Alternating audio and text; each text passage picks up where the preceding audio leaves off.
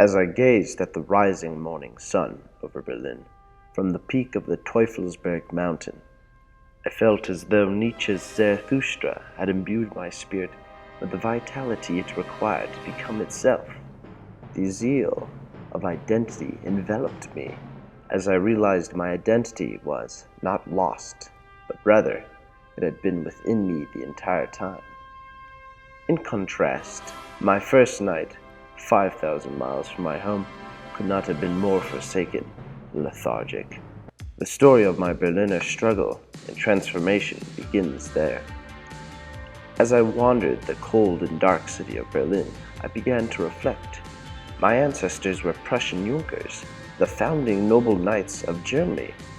After my ancestors had fled from the communists, I had always thought of my family as royalty in exile. Yet, as I aimlessly walked the midnight streets of Berlin in cold rain, with no internet or sense of direction, I felt literally and spiritually lost. The people whom I witnessed before me were not my idea of Prussians or even Germans for that matter. Ironically, it was I who could barely speak their language, and it were I who was the lost foreigner on their streets, even if my ancestors helped to build them. I would eventually make it back to my Greek host family. However, my mind was still reeling from the thought that I felt like an outsider in what was my father's homeland. I'd come to the birthplace of my ancestral blood to find my identity, not to be a tourist. I confided in myself the mission to find myself in this city, where the capital of my people once stood. As I adventured the many sights of Berlin, I would begin to feel belonging, not to the materialistic present culture of the native Germans, but to the historic energy of the Prussians. Naturally, I thought, what does the imposing concrete buildings and guest worker cultures mean to me in the face of Frederick the Great's palace or gardens, the citadel of the Elector Counts, the cathedral of the Prussians, or the great number of libraries and museums the academic Prussian scholars had founded?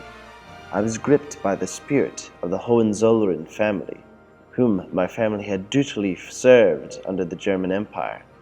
As others and I gazed upon their statues in awe, my family in turn was honored.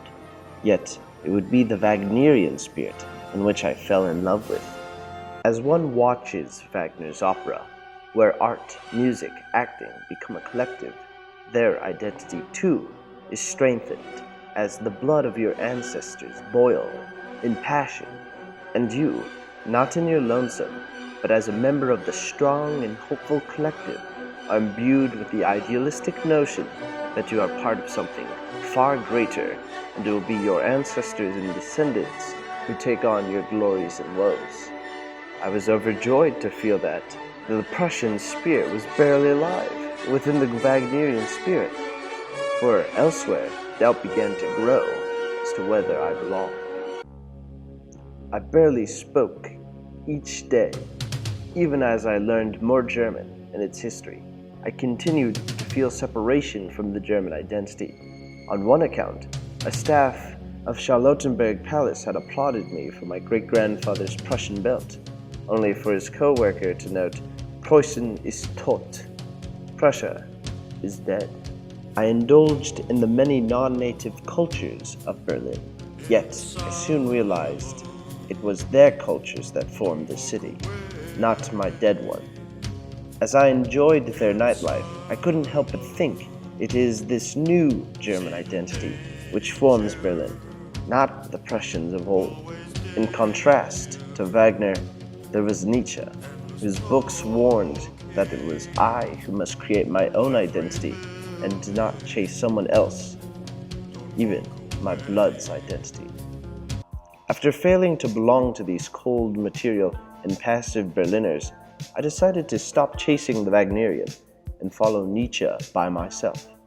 I endeavored to hike through the Grunewald forest at night with no power and find myself at the tallest mountain peak, just as Zarathustra did so. The journey was cold and long. However, Nietzsche told me to believe in myself, so I feared not the dark and slept under the stars and moon which my ancestors had done so for hundreds of years. Past the woods, I reached the peak of Teufelsberg, where I rested next to the abandoned CIA spy station.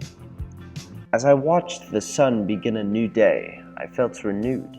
I would later sit atop the Kreuzberg mountain, near its monument of my forefathers, and gaze upon Berlin.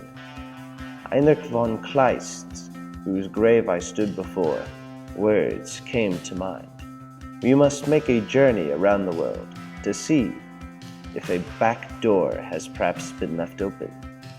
I had crossed the Atlantic to become a part of my homeland's identity, but instead, the Wagnerian and the Nietzschean were put into balance so that I became myself. So, perhaps I don't belong to Germany or America, and maybe Prussia is politically dead, but as long as I live, so does the Prussian spirit.